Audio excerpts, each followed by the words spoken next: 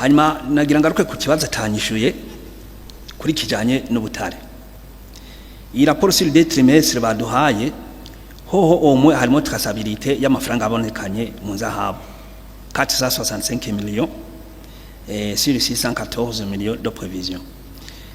Aha biragaragara nubwo rero president de la commission yavuze ati aya yabonekanye kuko ubasigaca muri OBR ari traçable, yavuze ati amafaranga atahora abonekana yaca muri BRB.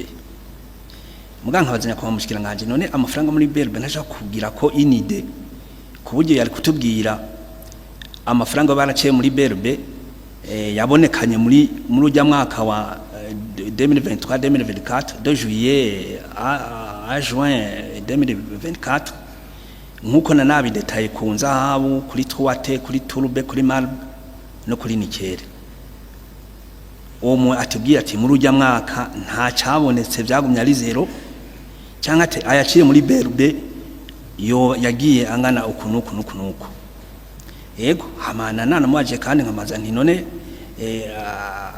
ayo mafaranga aba yaciye muri BRB ataciye muri Trésor Public araheza acaba jire gute ko amafaranga normal mateza guca muri OBR hamagaca muri ministère, amafaranga akaza gutangirwa raporo ngaha tukanaraba yuko amafaranga ahurirana n'amaprevision twemeje ngaha etc. None ayo acaca hariya bigenda gute aherera he kweri ki adaca imbere y'abashinga amateka kugira ngo nabagice bavuze ko murakoze. Nivyo muri prevision budgetaire harimwo ubutare amahera azova mu vya Nikere, azova muri za Marble, azova muri les minéraux à Truate, no kuvuga ama casterite, orframite hamwe n'izindi. Ubwa mbere igihe twatigira iyi nteguro y'ibwirizwa twibaza yuko nk'ibi vya Marble kumbure na Nikere tuzoshobora kuba tubona twarabona yuko bizoba byatangwe kuba exploit. Mugabo umwaka warinze uhera ivyo bitabaye novuga bikiri muri processus bitaratangura gushogwa. Urumva nta ma recette yashobora kuboneka no kuri Nikere ndetse no kuri kuma Marble.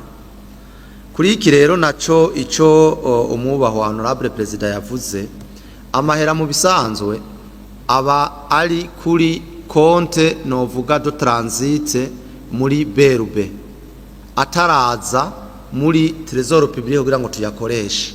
Naho hantu rero habaye yuko amahera yari kuri konte do transit mugabo ntiyabaye nivere ngo aje muri Trésor kuri konte di Trésor Public.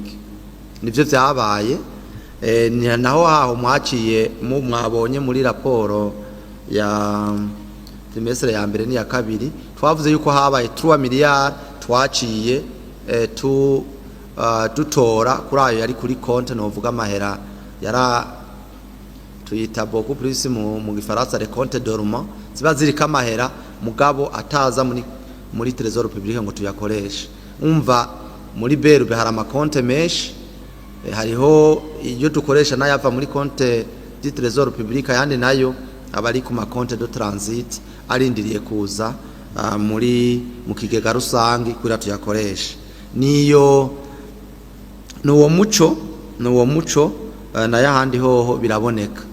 Ahandi namahera wasanga nkuko yabivuze atabaye kontabilize neza mugabo yinjiye ugasanga bagize recette de minere mugabo bakaca bayakontabile ugasanga yavuye mu maminere bayashize muri recette kuri konte yitwa konte irya y'amakariyeri ugasanga babifatanije ugasanga ari ay'amaminere yabaye kontabilize ku vy'amakariyeri ugasanga rero ntibibonetse neza muri izi raporo.